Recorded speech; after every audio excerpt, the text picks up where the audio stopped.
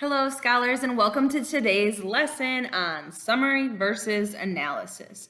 Make sure that by the end of this lesson, you know the difference. Now, one important thing to note, one isn't necessarily better than the other. They're just two different things. And so it's important that you have a better understanding by the end of today about what it takes to call something a summary versus an analysis. So if you're ready, let's move ahead.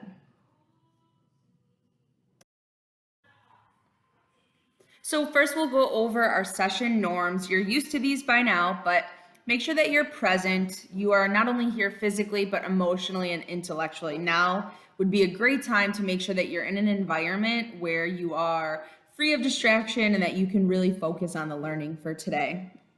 The next two norms, be honest and respectful. Make sure that you're honoring everyone's contributions to the lesson today, and they should hopefully do the same for you.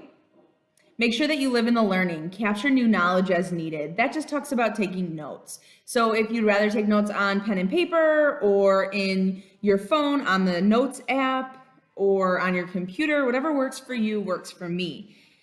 Moving forward, we have a culture of where we can be vulnerable, we can be open, we can make mistakes around each other. So if there's something that you're not getting, please don't be afraid to speak up, and we'll work through it together. Everyone's here to learn, and so it should every piece of feedback should be constructive so that we can all move forward together. Lastly, the universal silence signal. You guys have been doing online learning for a while now, so by now you've figured out how to wave your hand in the camera or raise your hand, and eventually I'll see you and make sure that we can unmute your mic and you can ask your question or share what you need to share. Okay, let's go.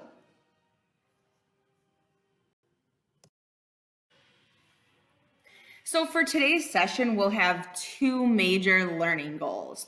The first is that you'll need to be able to distinguish between a summary and an analysis or critique. The next will be that you need to fully understand the components required to write a summary and or an analysis. And you should take special note of that tiny little word "and," because by the end of this, you will be asked to write your own summary and analysis. So it's really important that you understand the components that go into both. What is the difference between summary and analysis? A summary is the short version of a text. It is objective, meaning that it is fair and represents events as they happen and facts as they are, without personal slant or bias. It answers the question, what? An analysis determines meaning beyond what is said. It includes opinion. It answers the question, why? Whereas a summary tells you what happened, an analysis reads between the lines and tries to make something of what happened. One person's summary might not differ that much from another person's, but analysis would differ from person to person, depending on who was doing the work of analysis. For example, a summary of the text Encounter with Martin Luther King by Maya Angelou would be, Angelou wanted acceptance from King, but she was afraid he would judge her because her brother had been to prison. So she decided to tell him anyway. Then he understood and accepted her and her brother. An analytical paragraph about our same text would be, Angelou uses figurative language to show that King is different than she thought he would be. She uses the following simile. King was like a lion sitting down at my dining room table eating a plate of mustard greens. This simile shows Angelou's surprise that King, a larger-than-life figure, is someone with everyday human characteristics. Angelou uses figurative language such as this simile to show that King is different than she thought he would be. As you can see from our examples, a summary tells us what happened, the order of events, whereas an analysis goes deeper and determines meaning by going beyond what is stated explicitly in the text. A summary is objective and presents events as they occur. An analysis uses inference and determines implicit meaning. All right, so hopefully that video gave you a brief summary of the differences between summarizing and analyzing. So now that you've had a chance to break it down into simpler terms, we're going to get some practice in. So before we move forward, a couple things just to remember is that summary is what And analysis is why. If you look at it like that, that should make it as simple as possible. Also, when you talk about components, a summary contains facts and an analysis contains opinions. So if we had to break it down into the simplest terms, those would be them. So if you're writing down notes or typing notes, write that down. So a little bit more about summary. I chose a story that you were all probably familiar with. So The Three Little Pigs, we all know this story. So if you'll see here, this would be some of what a summary would contain. So you're going to see facts or details from the story that if someone asked a group of 100 of us who have read that story what it was about, we would all have pretty similar summaries. So I'm just going to read it out loud to you so you can get an idea of what a summary would sound like. So take note of what is included in this summary. The poem begins with the speaker stating that he really likes pigs. This likely makes the story all the difficult for him to tell, as it does not end well. There are some pigs, he says, that are not as clever as others. They are lesser. The first lives in a straw house that is incapable of protecting him. The perspective switches to the wolf. He blows down the house and devours the first pig. The pig does not put up much resistance, simply praying the situation would go away. Things go a bit better for the second pig, as he is able to argue briefly for his life. It doesn't help him though, and soon he too is in the belly of the wolf. The wolf is well aware that he is bloated and in theory doesn't need any more food. That doesn't stop him from going to the third house. Once he arrives at the final house, he soon discovers this pig is not going to be as easily taken. The house will not blow down, no matter how hard he tries. While inside, cowering for his life, the pig calls, "Miss Red." She saves him from the wolf, but in a twist ending, decides to kill him and make him into a carrying case. Now, that's of course the official version, not probably the version you heard as kids, but the point is, in general, most of what was said in this summary is exactly what you would have included because those are the details that you remember.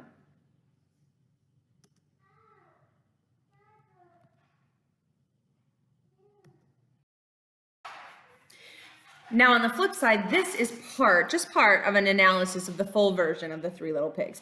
So obviously it would be too long to read the entire analysis, but this condensed version is from stanza 4. So the analysis reads as this.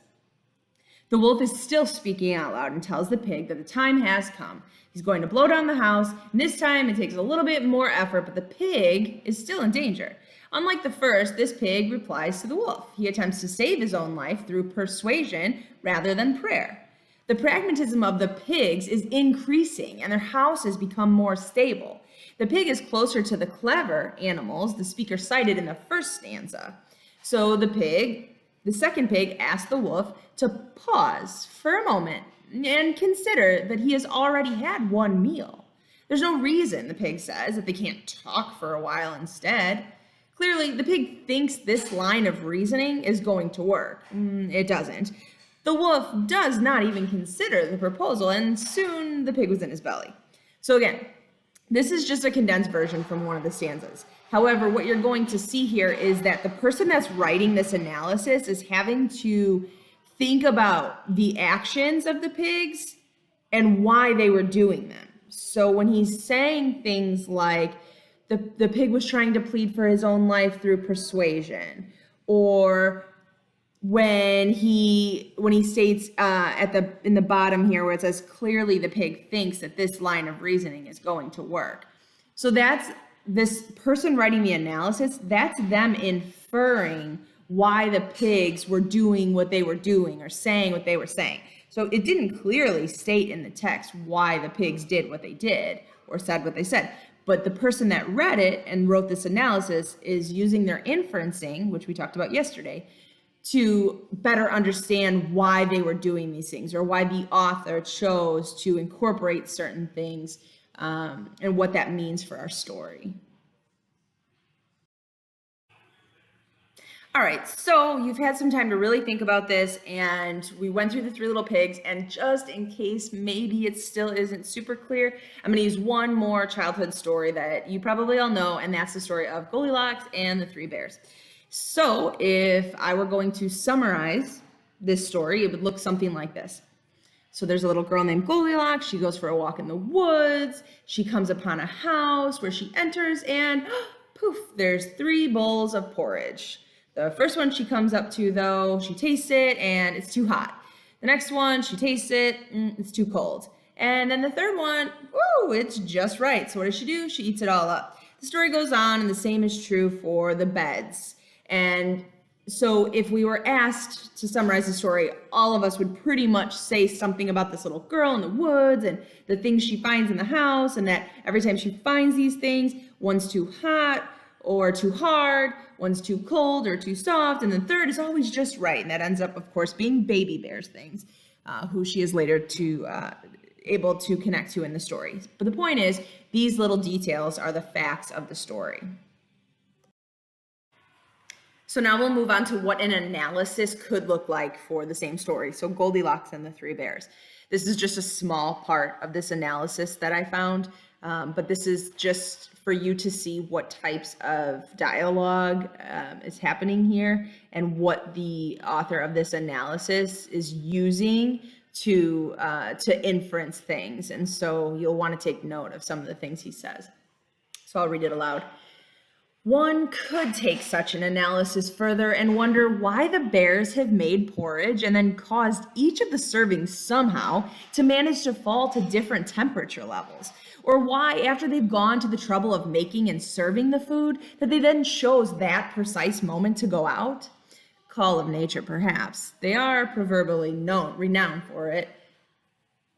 But then fairy tales aren't known for their realism, or necessarily even for their moral lessons.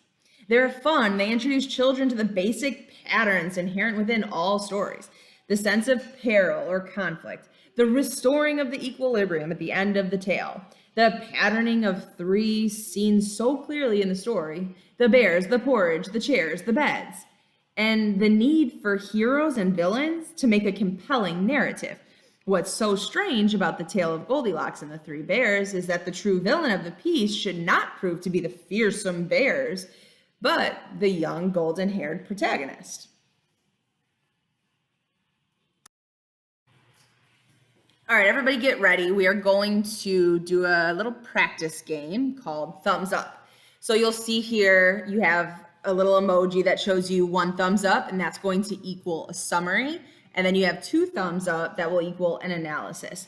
I want this to be emphatically clear. Listen to what I'm saying. A summary is not bad, and an analysis is not necessarily good. They're just different. So that's the reason why I didn't make this game thumbs up for one and thumbs down for the other. I want you to understand that you need to truly know the components of both, because in your higher high school level classes, and especially if you decide to go to college, there will be times where you are asked to summarize, and then there will be times where you're going to be asked to analyze.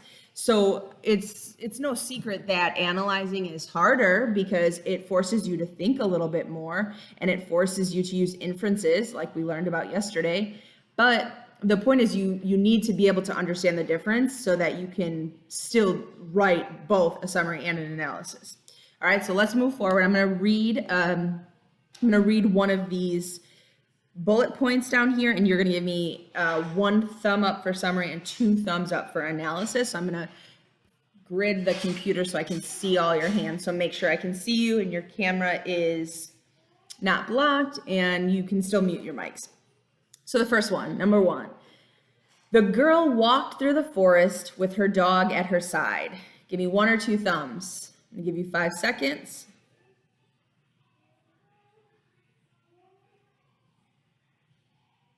Okay, so time's up. And if you had 1 thumb up, you are correct. This is part of a summary. This is a fact. or a detail as part of a story. Next, number 2. The girl was showing her ability to be independent despite what she was continually told by her sister. 1 thumb for summary, 2 thumbs for analysis. 5 seconds. All right, if you had 2 thumbs up for analysis, you are correct.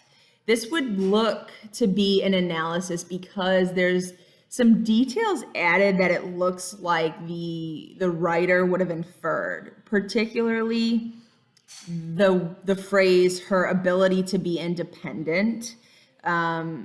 That's probably something that the author inferred she was being because of the actions or the words that this character's sister must have said in the text. So if you see something like this, odds are this is probably an analysis type of statement. Number 3, when Joe claimed to be unapologetically proud of himself, he was making a bold statement that regardless of the unrealistic expectations of the judges, he was pleased with his performance. Think about that. I'll give you 5 seconds. Time's up. Show me your thumbs. Awesome. If you had 2 thumbs up, this is also an analysis. So when it says when Joe claimed to be unapologetically proud of himself, so this is probably something that was in the text. Joe claimed in the text, so this is something that I know he said, that's why there's quotes. Now where the inference comes in is where the author of this analysis is saying that by him making that bold statement, regardless of the unrealistic expectations of the judges, he's saying that he was pleased with his performance. So this is just the author of this analysis taking a stab at what he thinks was being inferred by what Joe said. So that's where that direct quote comes from. And he's using that direct quote to further explain why Joe would have done that. So it's like a guess. It's his opinion. All right, next. Number 4, Joe entered stage right and took a deep bow towards the judges' table and then waved at his mom in the balcony seats. 5 seconds. All right, show me your thumbs. All right, awesome. This is 1 thumb for summary. So if you've got 1 thumb, pat yourself on the back. Joe entered stage right. This is just a detail. It's giving you exactly what he was doing, and it's pretty basic, just a detail of the story. So that's why that is summary. All right, moving on. Number 5, Marissa hit the gas and cranked the engine, reaching the finish line in under 10 seconds flat. Take 5 seconds, determine if it's summary or analysis. Show me your thumbs. Awesome. If you had 1 thumb up for summary, give yourself another pat on the back. This is just another detail of a story. So it tells what she did, where it looks like we're talking about some type of racing story. But all you have here is facts. There's not really any opinions or deep analysis here. It's just telling you literally what she did was, revving up the engine, and she finished this race in under 10 seconds. So that's summary. Lastly, number 6, make sure everyone participates. It says the author uses Tom's insecurities as a catalyst for his pending personal growth by setting up the audience to root for the underdog. 5 seconds. What do we have? Let's see some thumbs. All right, so this should be 2 thumbs up for analysis. So anytime you see something like the author uses, that should be a hint that it is analysis, because someone writing that is basically guessing, we've talked about this before, or making an opinion about why the author did something. Okay, so anytime you see that phrase, that's probably going to be a good indication that we're talking about an analysis. Also, if you read this, it says that the author uses Tom's insecurities as a catalyst for his pending personal growth by setting up the audience to root for the underdog.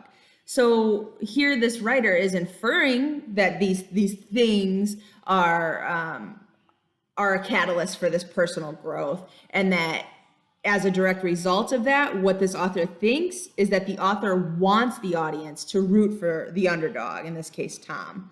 So unless this person called up the author and said, hey, did you want us to root for the underdog, Tom, while we were reading this, which is probably not what happened, then we just have to assume that this is an analysis because of the fact that he's making a guess that the author would have wanted us to root for this underdog or this character. So of course that's not going to be directly said, which is why this is not summary. So hopefully that was a good little practice activity just to get your minds understanding what it would look like to write a summary versus analysis in the shortest term. So even just sentence by sentence, you should be able to look at things and determine with some clues whether you think it's a summary or analysis. Remember, again, the way to really break it down is summary, those are your details, your facts, it's answering what happened, and then your analysis, that's your opinion and your reasonings, all to explain why something happened. Awesome, guys. So we have had a lot of practice on this. I think by now you should absolutely be able to show what you're made of. And so what I did is I took sort of the theme we were already working with, so fairy tales and childhood stories. These are stories that are pretty easy for us to understand. So before we kick it up to the level of text that we're reading right now, just think back to your favorite childhood story or maybe a nursery rhyme, anything that you can think of that's pretty common. And what you're going to do is you're going to write a 1-paragraph summary and then a 1-paragraph analysis. So you'll be able to access this presentation. So if you need to go back and look at the examples of what the sentences look like to make sure you got it right, then that's fine too. If you took notes, you can always refer to those. And if you have any questions, just reach out. But make sure that your summary paragraph and your analysis paragraph are both about the same story, and they should look clearly different. Okay, so hopefully that makes sense. And thank you so much for joining us today.